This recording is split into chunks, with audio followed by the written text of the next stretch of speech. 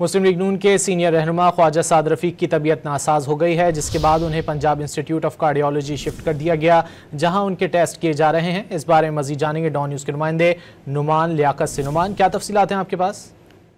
देखिए जी, ये लीगी रहनुमा है ख्वाजा साद रफीक। इनकी अब से कुछ देर कबल तबीयत नासाज हुई थी, जिसकी बिना पर इन्हें पंजाब इंस्टीट्यूट ऑफ कार्डियोलॉजी मुंतकिल कर दिया गया है। इस वक्त ख्वाजा साद रफीक के जो जरूरी टेस्ट है वो किए जा रहे हैं। डॉक्टर्स की टीम वहां पर मौजूद है, जिनकी जानिब से ये कहा जा रहा है कि जब टेस्टों की रिपोर्ट सामने आएंगी तो उसके बाद जो बीमारी है इसकी तशखीस हो सकेगी। ताहम इस वक्त जो ख्वाजा साद रफीक है वो PIC में जेर इलाज हैं। जी, बहुत शुक्रिया अनुमान लियाकत इन तफसीलात के लिए।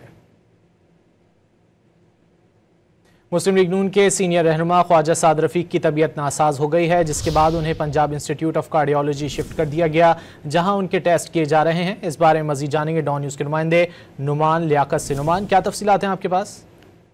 देखिए जी, ये लीगी रहनुमा है ख्वाजा साद रफीक। इनकी अब से कुछ देर कबल तबीयत नासाज हुई थी, जिसकी बिना पर इन्हें पंजाब इंस्टीट्यूट ऑफ कार्डियोलॉजी मुंतकिल कर दिया गया है। इस वक्त ख्वाजा साद रफीक के जो जरूरी टेस्ट है वो किए जा रहे हैं। डॉक्टर्स की टीम वहां पर मौजूद है, जिनकी जानिब से ये कहा जा रहा है कि जब टेस्टों की रिपोर्ट सामने आएंगी तो उसके बाद जो बीमारी है इसकी तशखीस हो सकेगी। ताहम इस वक्त जो ख्वाजा साद रफीक है वो PIC में जेर इलाज हैं। जी, बहुत शुक्रिया अनुमान लियाकत इन तफसीलात के लिए।